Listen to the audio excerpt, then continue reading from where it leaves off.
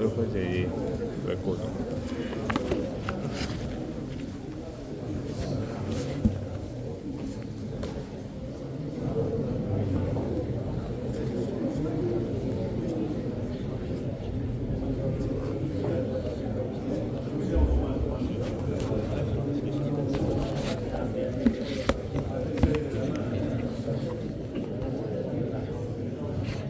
Fratelli che non capiscono Urdu, inshallah facciamo la traduzione dietro, così lui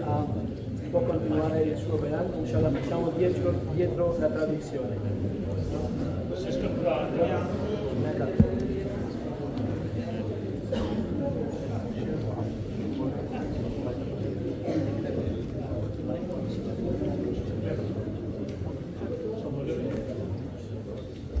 माशाल्लाह ये हमारी खुशकिस्मती है कि आज शेखुल इस्लाम हमारे दरमियान तशरीफ फरमा है।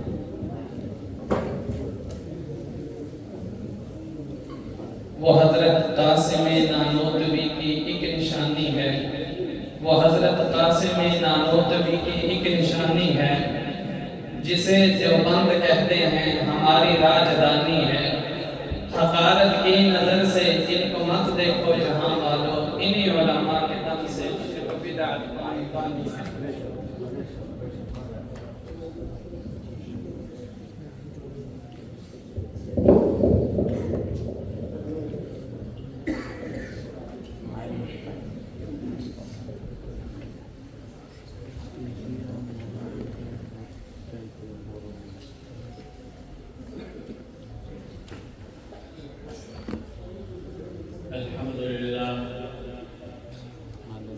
الحمد لله نحمده ونستعينه ونستغفره ونؤمن به ونتوكل عليه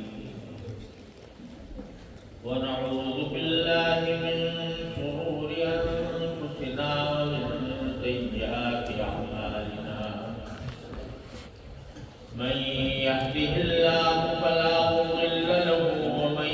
يضلل فلا هادي له وأشهد أن لا إله إلا الله وحده لا شريك له وأشهد أن سيدنا ونبينا ومولانا محمدا عبده ورسوله صلى الله تعالى عليه وعلى آله وأصحابه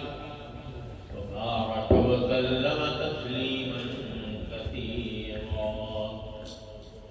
أما بعد فأعوذ بالله من الشيطان الرجيم. بسم الله الرحمن الرحيم. والذين جاهدوا فينا لنهدينهم سبلنا وإن الله لمع المحسنين.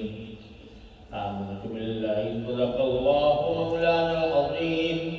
وصدق رسوله النبي الكريم ونحن على ذلك من الشاهدين والشاكرين والحمد لله رب العالمين. میرے محترم بزرگوں اور دوستوں، بھائیوں اور بہنوں، السلام علیکم ورحمۃ اللہ تعالی وبرکاتہ۔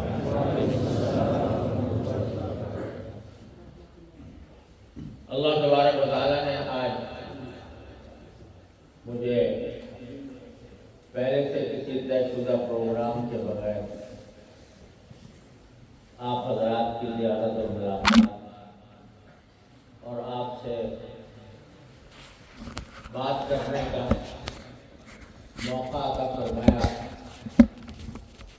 اسے میں اپنے لیے ایک بڑی سعادت سمجھتا ہوں۔ اللہ تبارک و تعالیٰ اس کو میرے لیے بھی اور آپ حضرات کے لیے بھی دنیا و آخرت کے لحاظ سے مبارک فرمائے اور ہماری آج کی یہ مجلس کو اپنے بارگاہ میں شرف قبول کرے۔ مجھے معلوم ہوا کہ بہت ہی مختصر ابتدا پر آپ حضرات بہت دور دور سے یہاں پر تشریف لائے اور مجھے آپ کی زیارت کا موقع ملا، اس کو میں اپنی سعادت سمجھتا ہوں۔ ظاہر ہے کہ آپ حضرات نے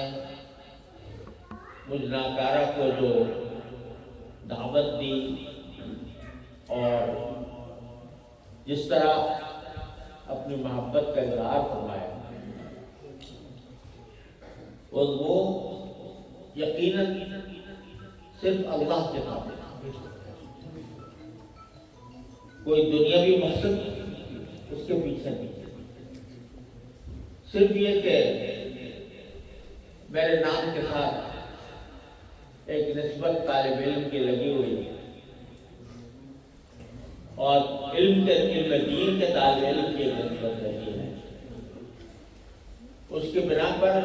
آپ کے دلوں میں اللہ تعالیٰ نے محبت پیدا فرمائی، اور اس محبت کے نتیجے میں اتنے مختصر اطلاع پر ماشاءاللہ اتنا بڑا مجمع نظر آ رہا ہے۔ اللہ تعالیٰ آپ کی اس کاوش کو قبول فرمائے اور اس کو حب فی اللہ کہا کہ یہ اللہ کی محبت اللہ کے ساتھ۔ آج دنیا میں محبتیں کہیں اپنے دنیاوی مقاصد کے لیے ہوتی ہیں، پیسے کمانے کے لیے ہوتی ہیں، شہرت کمانے کے لیے ہوتی ہیں، لیکن جو محبت خالص اللہ جل جلالہ کے لیے ہوتی ہے وہ اتنی عظیم نعمت ہے کہ حدیث میں یہ فرمایا گیا کہ 7 آدمی ہیں جو حشر کے میدان میں جب زبردست سختیاں ہو رہی ہوں گی، سورج سوا نیزے پر آ جائے گا، گرمی شدید ہوگی، آپ بھی پسینوں میں ڈوب رہے ہوں گے، اس وقت میں 7 آدمی ہیں جو اللہ تعالیٰ کے عرش کے سائے میں آئے گا۔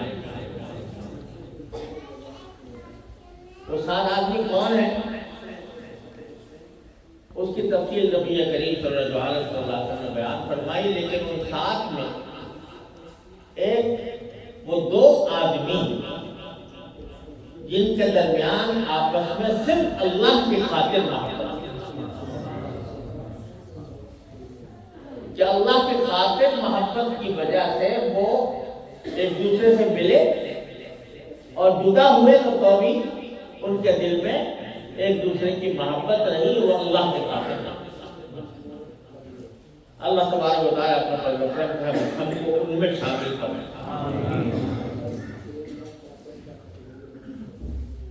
آج میں سوچ رہا تھا کہ ابھی بھی سوچ رہا تھا کہ آپ حضرات سے کیا وصول کروں۔ دین کی بات اتنی وسیع ہے کہ ایک مختصر مجلس میں اس کا احاطہ کرنا ممکن نہیں، لیکن اللہ نے دل میں میرے ایک بات ڈالی جو میرا خیال آیا کہ آپ کو آپ کے سامنے وہ پیش کروں۔ اللہ تعالیٰ ہمیں اس سے فائدہ اٹھانے کی توفیق دے۔ یہ ایک عام تصور ہے اس وقت کہ ہم بہت ہی دینی اعتبار سے گئے گزرے زمانے سے گزر رہے ہیں، یعنی دینی اعتبار سے ہمارے اندر زوال آ گیا، انحطاط آ گیا،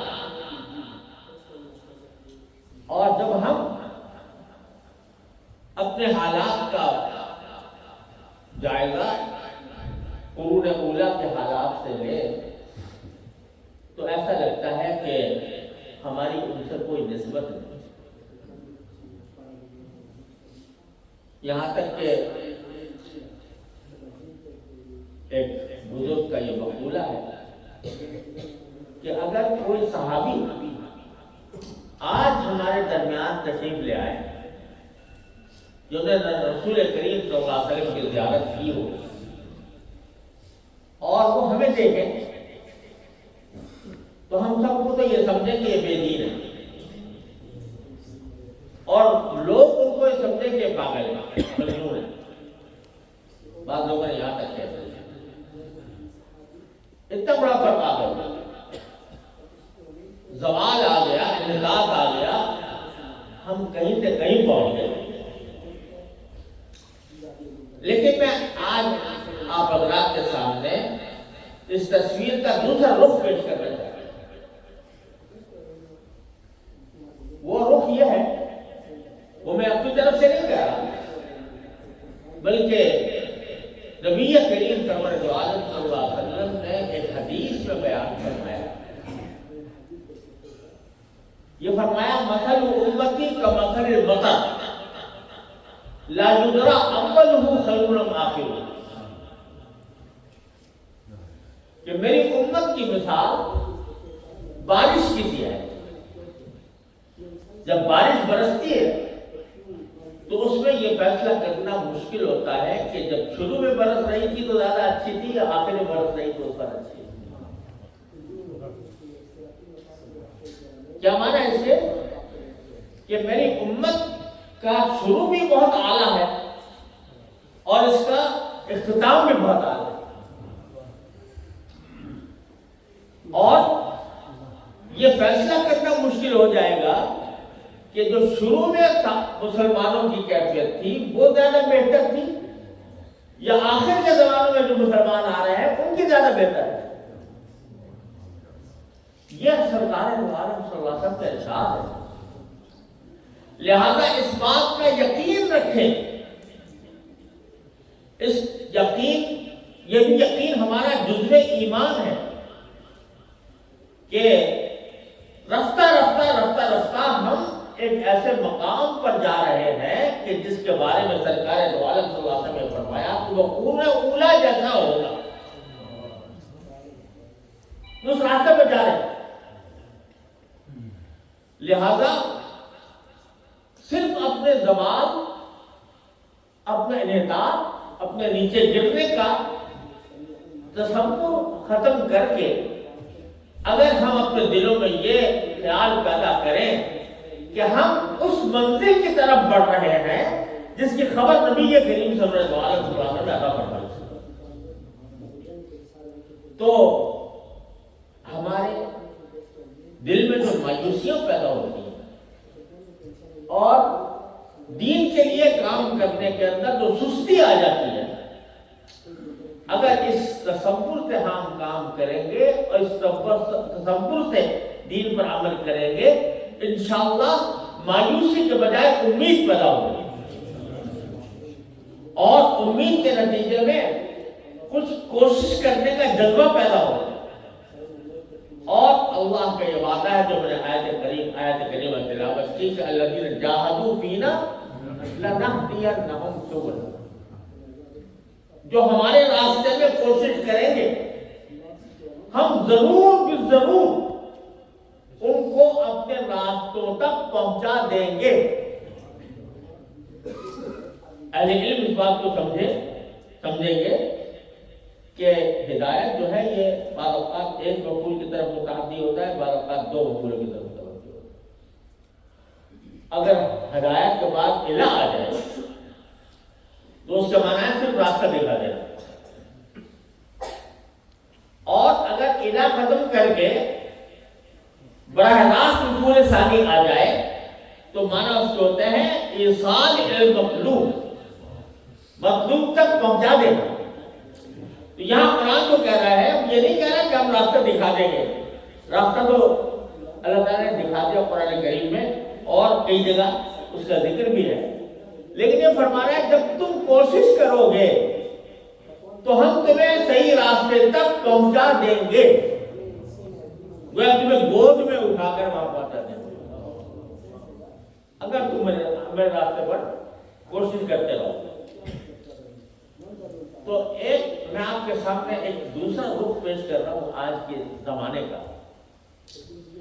ایک طرف اگر دیکھا جائے تو مسلمان ملکوں کے حالات بڑے خراب ہیں، حکومتوں کا نظام خراب، اور حکومتوں کی وجہ سے لوگوں کے حالات خراب، اور حالات خراب ہونے کی وجہ سے مسلمان ملکوں سے لوگ بھاگ کر غیر مسلم ملکوں میں آ کر اپنی روزی کما رہے ہیں. اور اس کا ایک تاریخ پہلو بے شک یہ ہے کہ ہم لوگ جو غیر مسلم ملکوں میں جاتے ہیں اور جن حضرات سے آپ جیسے حضرات سے ملاقات ہوتی ہے تو ماشاءاللہ دیکھ کر دل خوش ہوتا ہے. لیکن یہ مجمع جو اس وقت ہمیں نظر آ رہا ہے بحثت مجموعی، یہ وہ مسلمان جو